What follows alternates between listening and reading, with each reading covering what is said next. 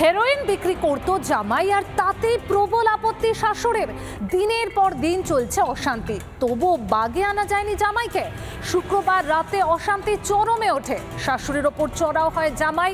দল বল নিয়ে এসে চলে বোমাবাজি, ভাঙচুর। আর মুর্শিদাবাদের শামশেরগঞ্জের এই ঘটনা ঘিরে একদম তোলপাড় এলাকায়।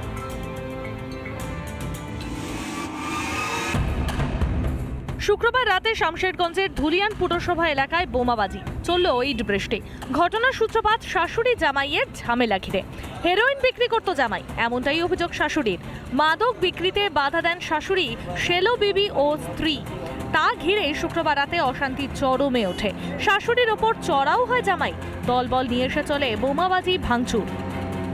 আমার মেয়ে বলছে যে তুমি বাড়িতে ঘুমাও না, অতদিন থেকে আমি একটা খিচ্চা বাচ্চা নিয়ে আমি বাড়িতে একা ঘুমাবো, আর তুমি হিরোইন দিলমান বিক্রি করবার রাত্রে ওর বাড়ি ওর ছতে ঘুমাবা। হিরোইন কোথায় বিক্রি করে? শামশেরগঞ্জে না শামশেরগঞ্জে বাড়ি? এই শামশেরগঞ্জে। কালকে হয়েছিল একটা বাচ্চা আমাদের এই ভাতিজা হয়, ওখানে মিষ্টির দোকানে গেছিলো, ওরা মিষ্টি খেয়েছে, ওরা এসছে।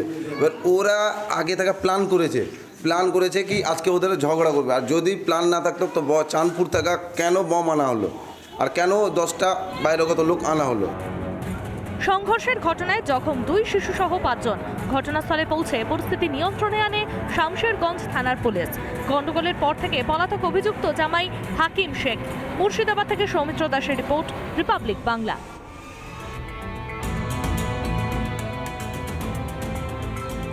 চলুন এবার একটু নজর রাখা যাক বীরভূমের লাভপুরের দিকে। সেখানে তৃণমূলের কোন্দল। বাড়ি ফেরার পথে তৃণমূল কর্মী সমর্থকদের ওপর হামলা চালানোর অভিযোগ আনা হয় তৃণমূলের অন্য গোষ্ঠীর বিরুদ্ধে। অভিযোগ, গতকাল সন্ধ্যায় কুরুন্নাহার পশ্চিমপাড়া এলাকায় ক্লাব থেকে ফেরার সময় বেধড়ক মারধর করা হয় তৃণমূল কর্মী সমর্থকদের।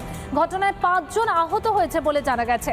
প্রত্যেককেই প্রথমে লাভপুর গ্রামীণ হাসপাতালে চিকিৎসা করা হয়। তারপরে তৃণমূলের কোন্দলের অভিযোগ যে উঠেছে, সেই অভিযোগ অস্বীকার করেছে কুরুন্নাহার গ্রাম পঞ্চায়েতের প্রধান আঙ্গুর শেখ। দলীয় কোন্দল নয়, বরং পারিবারিক বিবাদ বলেই দায় ঝেড়েছেন গ্রাম পঞ্চায়েত প্রধান।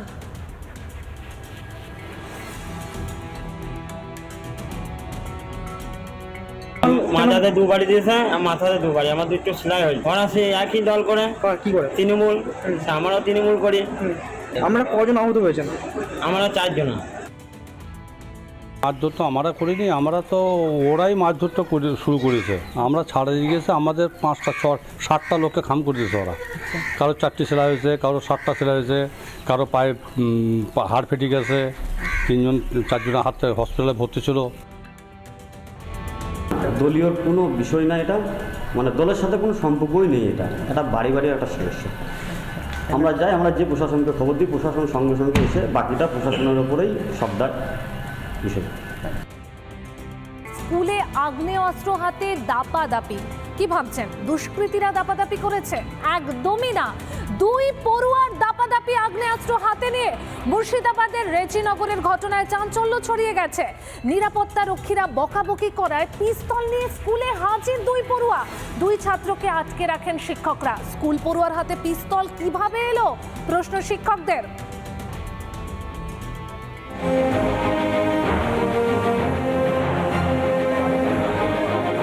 পড়ুয়ার হাতে পিস্তল, ভাবছেন কোন সিনেমা দৃশ্য?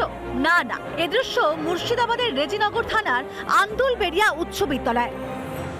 যে 2 ছাত্র তারা কিন্তু আজকে আগ্নেয়াস্ত্র নিয়ে একেবারে স্কুলের মধ্যে ঢুকে পড়ে এবং সেখানে কার্যত তাদেরকে দাপাদাপি করতে দেখা যায়। এরপরেই সেই 2 ছাত্রকে কার্যত আটক করে রাখে সেখানকার স্কুলের অন্যান্য পড়ুয়ারা এবং শিক্ষকেরা। পরে পুলিশকে খবর দেওয়া হলে পুলিশ যায়, সেই 2 যুবককে আটক করতে যায়। তখনই কিন্তু পুলিশকে ঘিরেও কার্যত কিছুটা বিক্ষোভ দেখাতে দেখা যায় সেখানকার যারা অভিভাবকেরা রয়েছেন তাদেরকে। এবং এই ঘটনা দীর্ঘক্ষণ চলার পর সেখানে উত্তেজনা ছড়ানোর পর রেজিনগর থানা থেকে বিরাট পুলিশ বাহিনী সেখানে পৌঁছে। 10ম শ্রেণীর 2 ছাত্রের স্কুলে পিস্তল নিয়ে আসার খবর শিক্ষকদেরকে জানায় স্কুলেরই এক ছাত্র। এরপরই পড়ুয়ার ব্যাগ থেকে উদ্ধার করা হয় সে পিস্তল। বাথরুমে থেকে এসে বললো যে স্যার একটা ছেলের কাছে ও বললো পিস্তল আছে, বন্ধুদেরকে দেখাচ্ছে।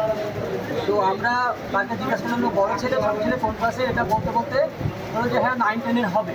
7-8 জন স্যার মিলে 9 এবং 10 ঘরে যাওয়া হলো। দোতলায় গিয়ে বেশ 4-5 জন টিচার খুঁজতে একটা ছেলের হাতে ওই মানে তল্লাশি করতে গিয়ে ওই পিস্তলটা পাওয়া যায়। অভিযোগ, শুক্রবার স্কুলে নিরাপত্তারক্ষী বকাবকি করেছিল এই দুই ছাত্রকে।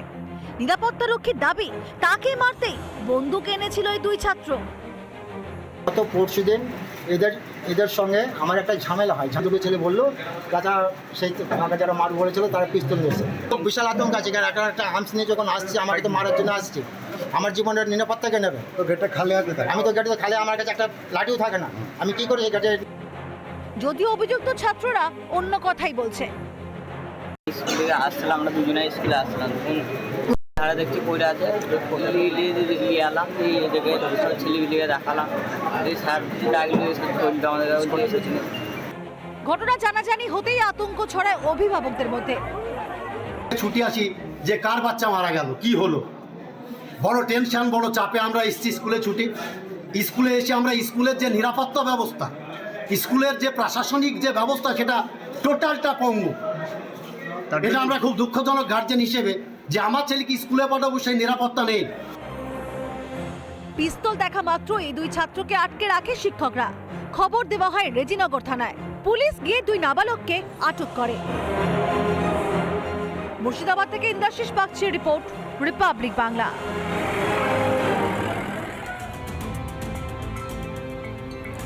আগ্নেয়াস্ত্র হাতে স্কুল পড়ুয়াদের দাপাদাপি তো দেখলেন, এবার দেখুন স্কুলের মধ্যেই দুই শিক্ষকের কীর্তি।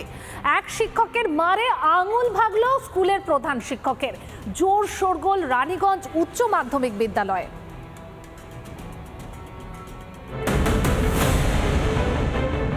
স্কুলের মধ্যেই প্রধান শিক্ষকের সঙ্গে হাতাহাতি আরেক শিক্ষকের।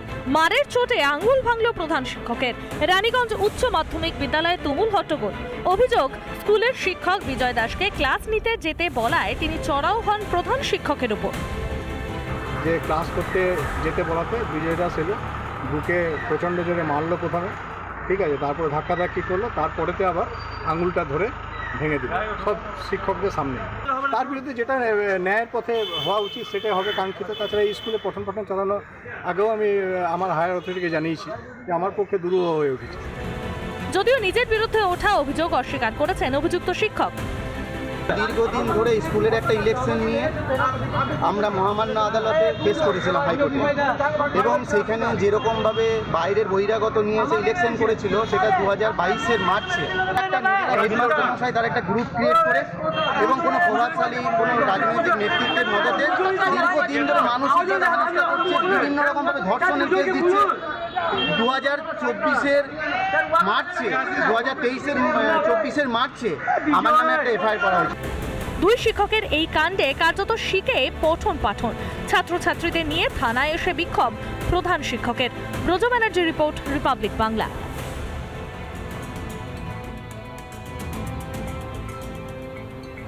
দোকান নিয়ে পারিবারিক সমস্যা মেটাতে গিয়ে মাথা ফাটলো এক এএসআইয়ের। চাঞ্চল্য রঘুনাথগঞ্জের নবকান্তপুর বোর এলাকায়। দুটি দোকানঘর নিয়ে পারিবারিক সমস্যা ছিল দীর্ঘদিনের, আর এদিন সমস্যা চরমে উঠলে তার সমাধান করতে আসে পুলিশ।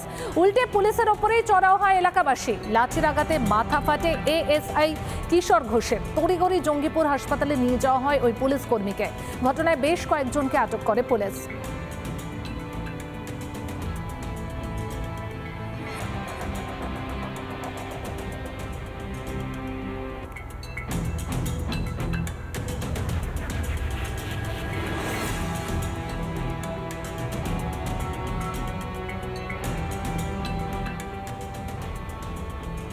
চলুন এবার একটু উত্তর দিনাজপুরের দিকে নজর রাখা যাক, কারণ সেখানে গায়ের জোরে চা বাগান দখলের চেষ্টা চলছে দুষ্কৃতীদের। চোপড়ায় চা বাগান দখলকে কেন্দ্র করে চলল ছররা গুলি। চা শ্রমিকদের লক্ষ্য করে গুলি ছোড়ার অভিযোগ ওঠে দুষ্কৃতীদের বিরুদ্ধে। ছররা গুলি লেগে জখম একাধিক। গুলি চালার ঘটনায় স্বীকার করেছে ইসলামপুর পুলিশ জেলা সুপার JB.K. থমাস। উত্তর দিনাজপুরের চোপড়ার অন্যতম প্রধান অর্থকরী ফসল চা, আর এই চা বাগান দখলকে ঘিরে উত্তপ্ত হয়ে উঠল চোপড়া। চা বাগান কিন্তু বন্ধ হয়ে গেছিল বেশ কয়েকদিন আগে, এবং সেই চা বাগানটা কিন্তু স্থানীয় যে সমস্ত চা শ্রমিকরা ছিল তারা কিন্তু সেই চা বাগান চাষ করছিল, সেই চাষ করছিল তারা নিজেদের আয়ত্তায় রেখে। কিন্তু বহিরাগত দুষ্কৃতীরা কিন্তু হঠাৎ করে এসে চা বাগান খালি করতে বলে এই চা শ্রমিকদের। বাগানে চা চাষ করছিলেন শ্রমিকরা, ঠিক তখনই দুষ্কৃতীরা এসে দখল করতে চায় চা বাগান। শ্রমিকরা আপত্তি করলে চলে ছররা গুলি। এমনটাই অভিযোগ উঠছে দাসপাড়া গ্রাম পঞ্চায়েতের নিচাখালী এলাকায়। মস্তানের এবং লেভারের সাথে মার হওয়ার পরে হঠাৎ করে কাল থেকে আর কি খুব উত্তেজনা হওয়ার পরে এই বাগানে আজ সকালে ওরা 6 নম্বর থেকে পাতি তোলার জন্য এসেছিল। আর নিচাখালী লেভার এরা সব লেভারে এখানে আর কি ওরা আসে বাধা দেওয়ার পরে কয়েকজন আর কি যেমন দলাপড়া কয়েকজন আসে এলোপাথারি গুলি। ছররা গুলি এবং ধারালো অস্ত্রের আঘাতে জখম একাধিক চা শ্রমিক। 5 জনকে ভর্তি করা হয় দলুয়া প্রাথমিক স্বাস্থ্য কেন্দ্রে। ওরা গুন্ডা মাস্তানগুলো ওখানে ভাত তুলতে আসছিল, শাহিন আসছিল দলাপাড়ার, কোটগোছের শমসুল আসছিল, হাসিবুল আসছিল, লেগেছিল আমার ছেলেকে মারছিল, তখন আমাকে পাথর দিয়ে এখানে মারছে, এখানে ছুরি দিয়ে করে দিয়েছে। এই প্রথম নয়, এর আগে বহুবার চা বাগান দখলকে ঘিরে এমন অশান্ত হয়েছিল চোপড়া। মোটামুটি এই বিচারটা 8 মাস থেকে চলতেছে। এমএলএ সাহেবের বাড়িতে বিচার দিয়েছি, বিচার হবে বলছে। আজকে ওরা মস্তান বাহিনী চা পাতা তুলতে গেছে, আমরা লেবার গিয়েছি, বাস ওরা গুলি। আমাদের তার গুলি নাই, লেবার সব কিছু মানা করতে। কতজন ইনজুর হয়েছে আপনাদের? আমাদের লেবার মোটামুটি প্রায় 23 জন, আমাদের 10 জন, 33 জন। মানে গুলি লাগছে কজনের? গুলি 2 জনকে লাগছে। আর কতজন জখম হয়েছে? যখন 5 জন হয়েছে। গুলি চলার ঘটনাকে ঘিরে উত্তেজনা গোটা এলাকায়। খবর পেয়ে ঘটনাস্থলে পৌঁছয় চোপড়া থানার দাসপাড়া ফাঁড়ির বিশাল পুলিশ বাহিনী। চা শ্রমিকের আহত যারা রয়েছে তাদের আত্মীয়রা তারা বলছেন, অভিযোগ করে যে আমরা স্থানীয় তৃণমূল বিধায়ক, স্থানীয় তৃণমূল ব্লক প্রেসিডেন্টের কাছে তারা জানিয়েছিল এই চা বাগানের সমস্যা নিয়ে। তারা বলছে দেখবো, কিন্তু এই যে গুলি চালানোর ঘটনা ঘটলো সেটা কিন্তু পুলিশের কাছে একটি বড় চ্যালেঞ্জ। যে সে স্বাভাবিক পরিস্থিতি থেকে চোপড়া আসবে নাকি এইভাবেই বারবার চা শ্রমিকরা গুলি এবং আহত হতে থাকবে। উত্তর দিনাজপুর থেকে তুষার বিশ্বাস, রিপাবলিক বাংলা।